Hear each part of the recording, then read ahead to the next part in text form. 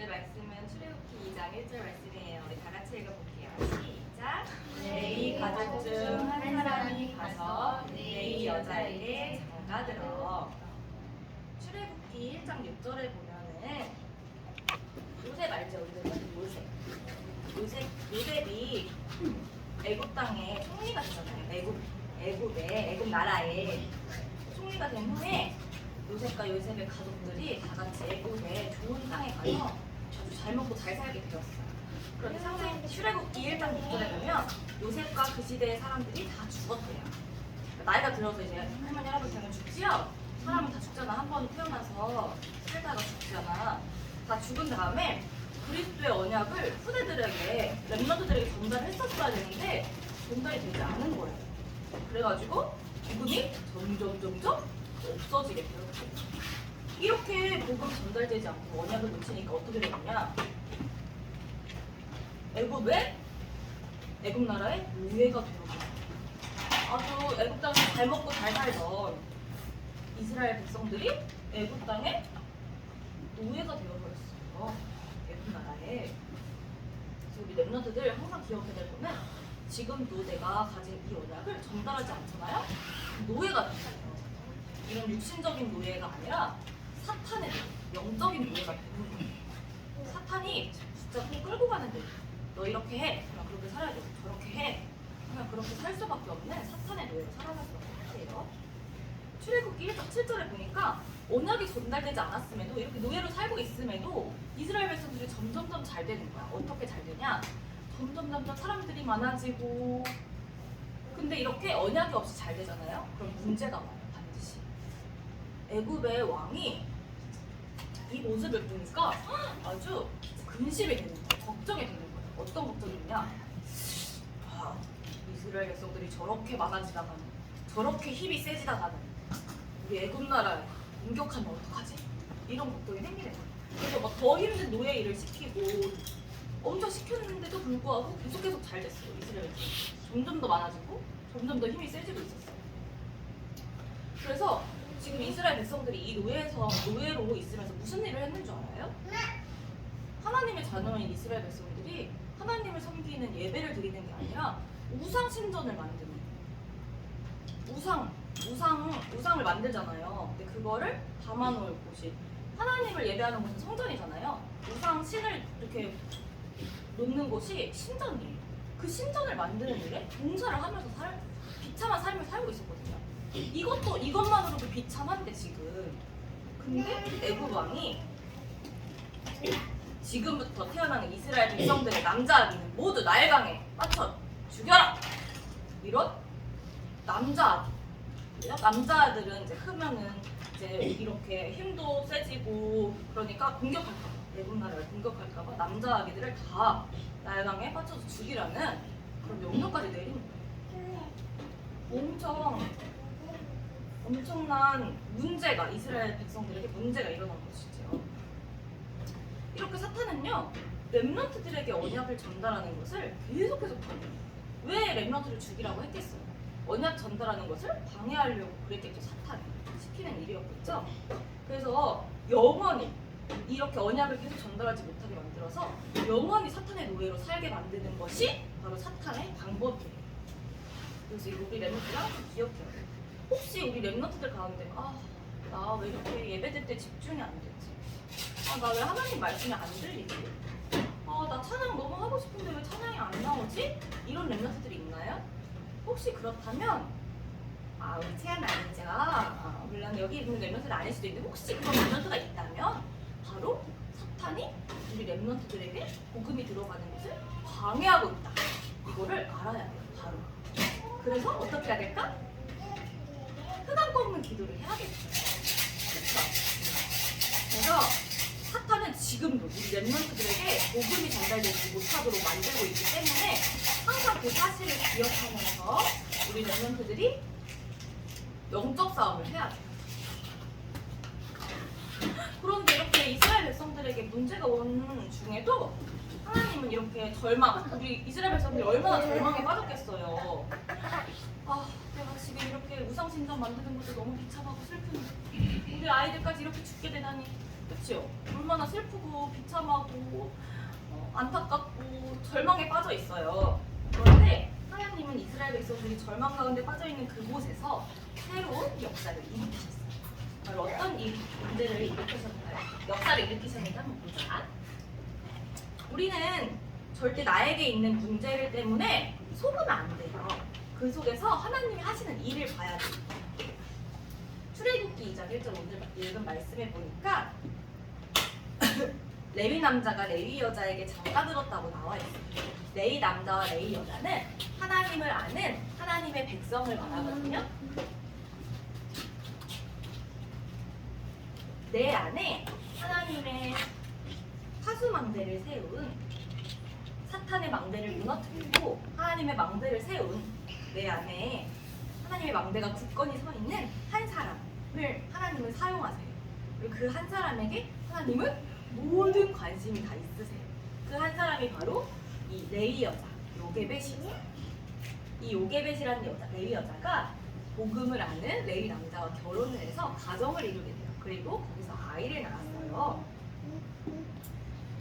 그런데 그 아이를 낳았는데 아이가 남자아기인 거예요. 남자아기는 어떻게 알아봤지요? 나일강에 빠져 죽기라고 했잖아요. 그치? 그래서 몰래 숨겨서 3개월 동안 집에서 이 남자아이를 키웠어요. 그런데 점점 울음이 그냥 하면서 점점 더 커지고 이렇게 하니까 더 이상 숨겨서 키울 수 있어요? 없어요? 없게 된 거예요. 그래서 이 요게벳이 나일강가에 이렇게 아기를 띄우는데 이 요게벳의 모습을 보면서 우리는 뭘 봐야 되냐?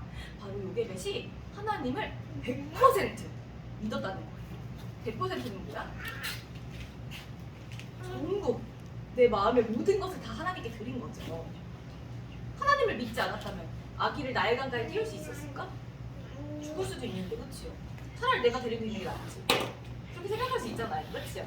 그런데 하나님을 믿고 하나님께 기도하면서 하나님, 이 아이를 하나님께 맡겨드립니다 하는 마음으로 요게벳이 강가에 이 남자 아기를 띄워보내요.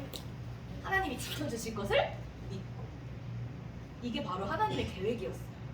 이 나일강가에 누가 목욕을 하고 있었어요?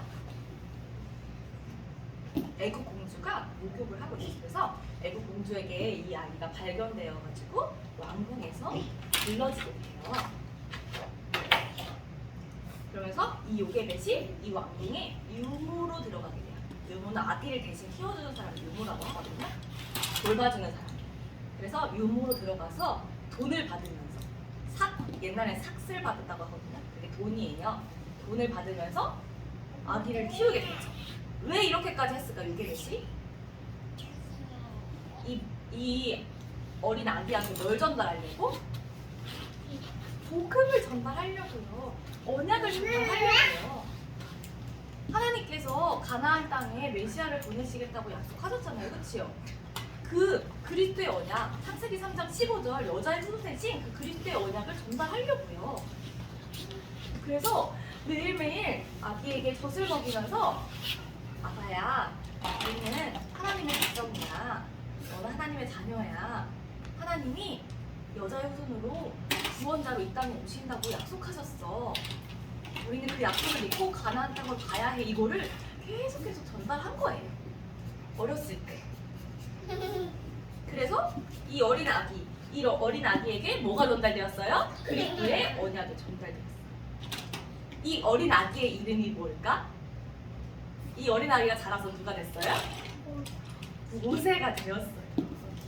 이 어린 아이가 자라서 이렇게 아주 멋진 모세라는 인물이 되었어요. 하나님께서 언약 가진 한 사람을 통해서 한 나라와 한 시대를 살리시는데 그게 바로 모세였어요. 모세를 통해서 하나님은 한 나라도 살리고 한 세계, 시대를 살리셨어요. 노예로 고통받던 이스라엘 백성들을 애굽 땅에서 건져내라고 모세에게 하나님 말씀하셨어요. 그래서 어린 양의 피를 뿌려라. 이 어린 양은 바로 예수 그리스도를 말하거든요. 그리스도의 보혈의 피를 말하는 건데 그리스도의 피를 뿌려라. 그 뿌린집은 재앙이 넘어가리라 하는 이 언약을 붙잡고 이스라엘 백성들이 드디어 어떻게 하게 돼요? 350년 만에 이 애굽 땅의 노예에서 해방되게 돼요. 바로 애굽에서 빠져나왔다 해서 출애굽이라고. 따라해보자. 출애굽 시작. 출애굽. 출애굽 하게 되었어요. 400년 만에 복음이 회복되고 흔함이 무너진 사건이었어요. 이 출애굽 사건. 이게 바로 복음 운동이고 이게 바로 전도 운동이었어요. 완전히 사탄의 손에서 저주에서 재앙에서 해방된 사건이죠. 그래서 이스라엘 백성들이 이렇게 나와서 애굽 땅에서 나와서 40년간 광야에서 지내게 되는데 왜 광야에서 40년간 지내게 됐냐? 매일같이 하나님의 능력을 체험하게 하시려고 하나님이 그렇게 지내도록 하신 거예요. 그리고 이 40년 동안 하나님은 가나안 땅을 정복할 렘넌트를 키우게 하셨어요. 그래서 여기서 하나님의 능력을 매일매일 체험하면서 렘넌트들이 복음 안에서 자라나게 돼요. 그래서 결국에 하나님이 그 렘넌트들을 세우셔서 가나안 땅을 정복하게 하시죠. 그래서 하나님은 지금도 렘넌트들이 일어나길 바라고 계세요. 언약 가진 한 렘넌트가 일어나면 시대를 살릴 수 있고 미래의 재앙을 막을 수 있어요. 전 세계의 흑암의 망대를 무너뜨리고 하나님의 망대를 무너뜨리면서 전 세계를 보좌화시킬 수 있게 되는 거예요. 알겠어요? 그 언약을 누가 붙잡아야 될까? 저기 저쪽에 있는 교회의 렘넌트가 붙잡아야 될까? 누가 붙잡아야 되게 이 언약을? 내가 붙잡아야 돼. 이거 내가 붙잡지 않으면 내 언약이 될 수 없는 거죠, 그렇죠? 그래서 우리 렘넌트들이 이 언약을 꼭 붙잡고 돌아갔으면 좋겠어요. 우리 렘넌트들도 내 안에 사탄의 망대를 무너뜨리고 하나님의 망대를 세우는 이 시간 속으로 고! 들어가야 돼요. 이렇게 나를 보좌화했던 요게벳을 통하여 하나님은 시대적인 렘넌트 모세를 키우게 하셨던 것처럼 우리 렘넌트들을 통하여서 하나님은 이 시대와 미래의 재앙을 막으실 거예요. 그래서 우리 렘넌트들이 이렇게 매일매일 나를 보좌화하는 시간 속으로 들어가면서 237 나라 5천 종족을 살리는 우리 구치부 렘넌트들 되기를 기도할게요. 그리고 우리 렘넌트들 혹시 WRC와 서밋 비전 스쿨을 위해서 기도하고 있는 렘넌트 있어요? 아직 없어요. 우리 선생님들은 다 기도하고 계신 것 같은데 우리 렘넌트들도 남의 일이라고 생각하면 안 돼요. 이제 WRC도 다가오고 서밋 비전 스쿨은 여름 성경학교의 다른 말이에요. 여름 성경학교는 많이 들어봤죠? 이번에 이름은 서밋 비전 스쿨이라고 지었거든요.